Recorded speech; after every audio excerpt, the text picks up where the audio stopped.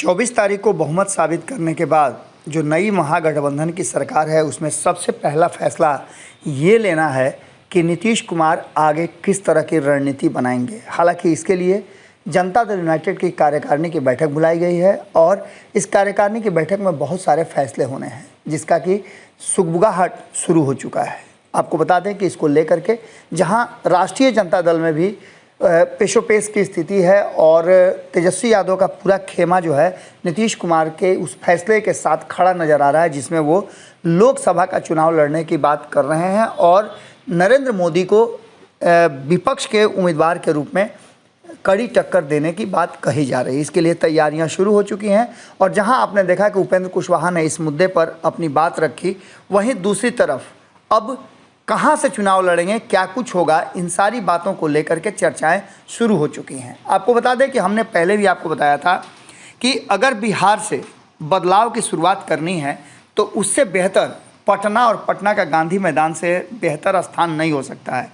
जब जब परिवर्तन की बात हुई है तब तब पटना का गांधी मैदान उसका गवाह बना है, चाहे वो कांग्रेस की सरकार हो या फिर अन्य सरकारें। पटना के गांधी मैदान ने और पटना साहिब ने देश को प्रधानमंत्री पहले भी दे दिया है। अब एक बार फिर से बिहार से बदलाव की सुगबुगाहट हो रही है और इसके लिए कई तरह की बातें कही जा रही हैं।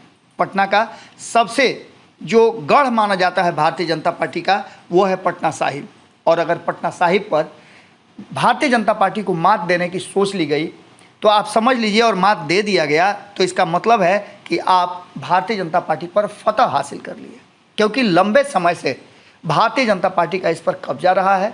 चाहे वो 2009 की बात कर लें, 2014 की बात कर लें, 2019 की बात कर लें, लगातार भारतीय जनता पार्टी यहाँ बेहतर बहुमत से जीतती रही है और पूरी तरह से ये भारतीय जनता पार्टी के लिए सुरक्षित स्थान माना जाता है। लेकिन आपको बता दें कि इसके लिए हमेशा भारतीय जनता पार्टी के विरुद्ध जो लड़ाई हुई है वो लड़ाई बंटे हुए विपक्ष के साथ हुई है। इस बार पूरी तरह से विपक्ष एकजुट होकर के भारतीय जनता पार्टी को हराने के लिए तैयार है। देश का एक प्राचीन और ऐतिहासिक शहर है पटना, इसे पाटलिपुत्रा के नाम से भी जाना जाता है और जब से परिसीमन हुआ पटना को दो हिस्सों में बांटा गया, पटना साहिब और पाटलिपुत्रा संसदीय क्षेत्र।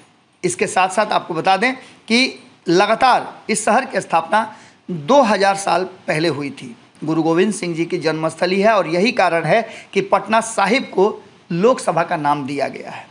आपको बता दें कि इन सारी चीज़ों को लेकर के एक धार्मिक स्थल तो है ही, इसके साथ साथ पौराणिक और ऐतिहासिक तथ्य भी बहुत सारे हैं। जनसंख्या की बात करें तो पटना जिले की कुल जनसंख्या 58,38,465 है, जिसमें 30,78,512 पुरुष हैं और 27,59,953 महिलाएं हैं। ये आंकड़े हम आपको पहले जनगणना के हिसाब से बता रहे हैं। हालांकि अब जनगणना करने की सरकार ने पहल भी की है और जातीय जनगणना के साथ साथ जनगणना भी होगी। अगर बात करें तो अर्थव्यवस्था के मामले में भी पटना और पाटलिपुत्रा काफ़ी प्रसिद्ध रहा है। चावल की यहाँ मुख्य फसल होती है। इसके साथ ही आपको बता दें कि अनाज में गन्ना, तीसी और चावल का निर्यात भी होता है। इस शहर के आसपास कई चीनी मिलें हुआ करती थी और जो वर्तमान स्थिति है यहाँ की अर्थव्यवस्था 2005 से सतत विकास की रही है और यह प्रमुख रूप से रोज़मर्रा के उपभोग सामग्री उद्योग, सेवा और क्षेत्र की हरित क्रांति उद्योग से प्रोत्साहित रहा है। अगर बात करें पटना साहिब लोकसभा की, तो इस लोकसभा में 2014 के मुताबिक पटना संसदीय क्षेत्र जो है उसमें मतदाताओं की कुल संख्या 19,46,249 है, जिसमें 10,50,000 से ज़्यादा पुरुष और 8 लाख के लगभग 8,92,93,000 के आसपास महिलाएं हैं। अगर इसके भौगोलिक स्थिति की बात करें तो पटना के चारों तरफ से गंगा प्रवाहित होती है, जो कि कहा जाता है कि धार्मिक नदी भी है। इसके साथ ही आपको बता दें इसका विस्तार दक्षिण पश्चिम की अपेक्षा पूर्व पश्चिम में बहुत अधिक हुआ है। यह शहर 3 ओर से गंगा नदी और एक तरफ से सोन और पुनपुन से घिरा हुआ है। ये भी एक महत्वपूर्ण बात है। आपको बता दें कि इसमें 16वीं और 17वीं लोकसभा की बात करें, उसके पहले 15वीं लोकसभा की बात करें तो लगातार भारतीय जनता पार्टी जीतती आ रही है।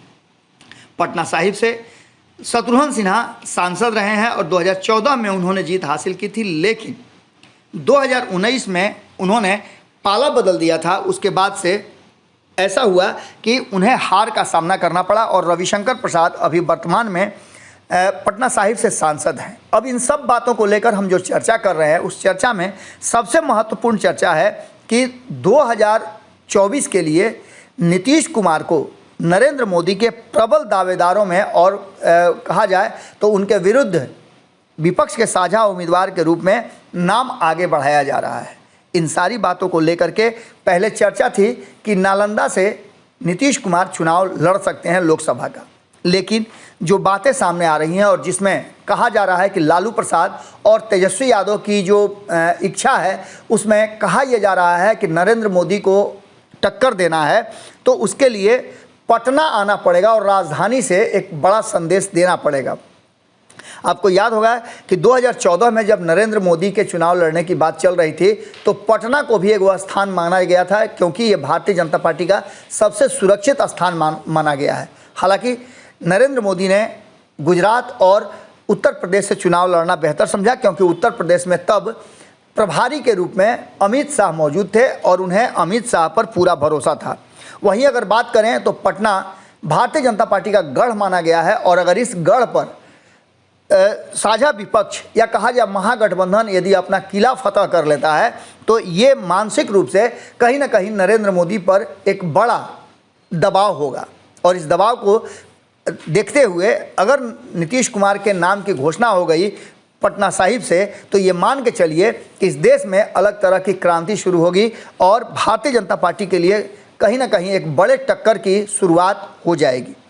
जल्दी ही देखना होगा कि मीटिंग करके क्या कुछ फैसला करती है जनता दल यूनाइटेड, क्योंकि पूरी तरह से राष्ट्रीय जनता दल यूनाइटेड और नीतीश कुमार के प्रधानमंत्री कैंडिडेट के बनाने के लिए तत्पर है।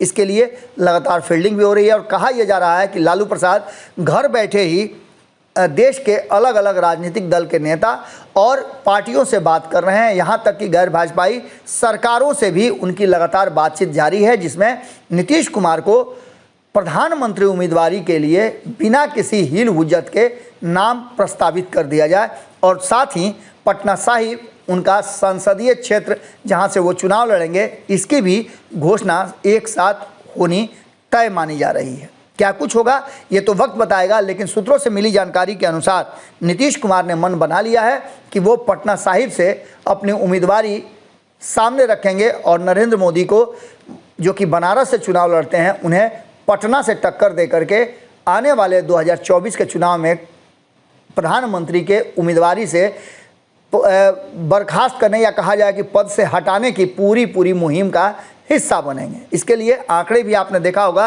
कि लगातार दिए जा रहे हैं कि किस तरह से जो 272 का आंकड़ा है केंद्र में सत्ता स्थापित करने के लिए, वो कहां से पूरा होगा।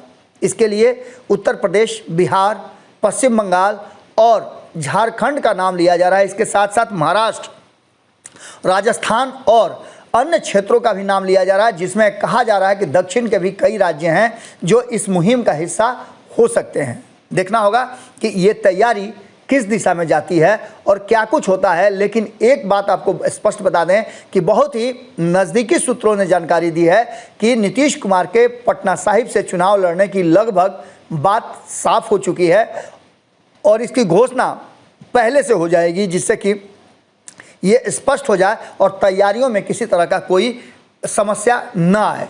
एक बात तय है कि नालंदा नीतीश कुमार का सीट हमेशा से रहा है, लेकिन अब इस बार भारतीय जनता पार्टी के गढ़ में नीतीश कुमार और तेजस्वी यादव की छापामारी और सेंधमारी दोनों होगी, जिससे कि बिहार की 40 की 40 सीटों पर महागठबंधन की नज़र है। और ये पहले भी स्पष्ट किया जा चुका है जनता दल यूनाइटेड के द्वारा कि जो अंतर है वो बिहार से 40 सीटें जीत करके हम नरेंद्र मोदी को सत्ता से तो बेदखल कर ही देंगे। वहीं एक बात और कही गई है कि कांग्रेस और जो देश की सबसे पुरानी पार्टी है उसका सहयोग मिला और जिस तरह से बिहार के पड़ोसी राज्य हैं वो साथ रहे, तो निश्चित रूप से नरेंद्र मोदी को सत्ता से बेदखल किया जा सकता है और इसके लिए नीतीश कुमार सबसे उपयुक्त कैंडिडेट होंगे। साथ ही पटना साहिब से चुनाव लड़ने की घोषणा होते ही ये संदेश पूरी तरह से देश में जाएगा कि नीतीश कुमार पूरी तरह से मजबूती के साथ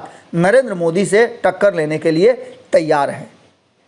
इस विश्लेषण में आपसे यही विदा लेते हैं। अगली खबर में फिर आपसे मुलाकात करते हैं। बहुत बहुत धन्यवाद। ओजे एगो घंटी बा, ओकरा बटन दबा देला से कुल सटीक और मारक खबर रुआ मुफ्त में मिल जाई। अगर रुआ पत्रकारिता के हमनी के नया प्रयोग में सहयोग कर चाहतानी तो ज्वाइन बटन दबा दी। पेटीएम नंबर नोट कर ली 9386816700। धन्यवाद।